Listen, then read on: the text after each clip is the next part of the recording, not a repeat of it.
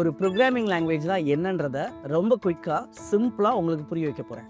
இப்போ பாருங்க, ஒருத்தவர் வராரு, அவர் சைனாக்காரர். அவர் என்ன சொல்கிறாருன்னா, எனக்கு ஒரு வேலை தாங்க அப்படின்னு சொல்லிட்டு உங்கள்கிட்ட வந்து கேட்குறாரு. இப்போ நீங்கள் என்ன செய்கிறீங்க அவர்கிட்ட, தம்பி வேலை தரேன், உனக்கு என்ன திறமை இருக்குன்னு சொல்லு, நான் தரேன் அப்படின்னு சொல்கிறீங்க.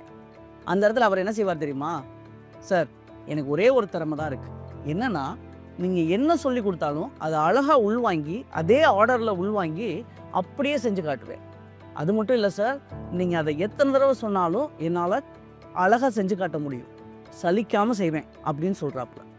இந்த இடத்துல அந்த மனுஷனை கூட்டிகிட்டு போய் சமைக்க சொல்லி தரீங்க. உதாரணத்துக்கு அடுப்பை பற்ற வைக்கணும், அடுத்த சட்டியை தூக்கி மேலே வைக்கணும் அப்படின்னு சொல்லிட்டு ஒரு ஆர்டரில் சொல்லி தரீங்க.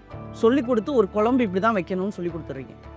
அப்போது நீங்கள் என்ன அளவு கொடுத்தீங்களோ, என்ன ஆர்டரில் சொன்னீங்களோ, எக்ஸாக்டாக அதே அளவு அதே ஆர்டரில் அந்த மனுஷன் சூப்பராக குக் பண்ணி தர்றாரு. இனிமேல் அவர்கிட்ட ஜஸ்ட் இதை 2 பேத்துக்கு சம 3 பேத்துக்கு சம அப்படின்னு நீங்கள் சொன்னீங்கன்னா அதுக்கு தகுந்தாப்புல அவரே போட்டு அவரே அழகாக சமைச்சு கொடுத்துட்றாரு.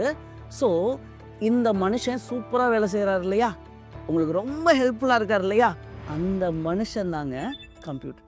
அந்த சைனாக்காரருக்கு சமையல் சொல்லித்தரீங்க. ஆனால் நீங்கள் சொல்லித்தர சமையல் அவருக்கு புரியணும்னா முதல்ல நீங்கள் சைனீஸ் கற்றுருக்கணும் இல்லையா.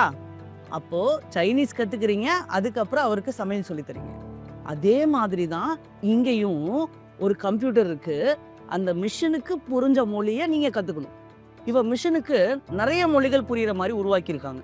C++, ஜாவா, பைத்தான், C# இந்த மாதிரி இன்னும் நிறைய மொழிகள் பின்னாடியும் வரவும் செய்யும். ஏன் ரஜினி ++ன்னு ஒரு ப்ரோக்ராமிங் லாங்குவேஜ் இருக்குங்க, நம்ம தலைவரை வச்சு சூப்பராக எழுதியிருக்காங்க.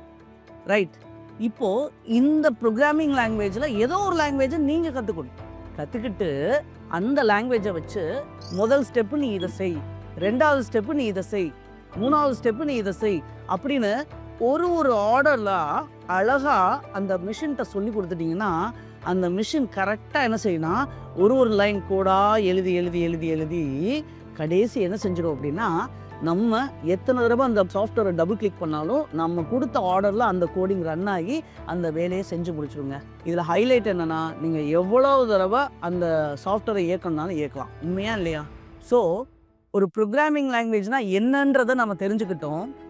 அந்த ப்ரோக்ராமிங் லாங்குவேஜை எப்படி உருவாக்கணும், அதை எப்படி கற்றுக்கணும், அதுக்குன்னு ஒரு ஆர்டர் இருக்கு இல்லையா, அது என்னன்றதை அடுத்த வீடியோவில் பார்க்கலாம்.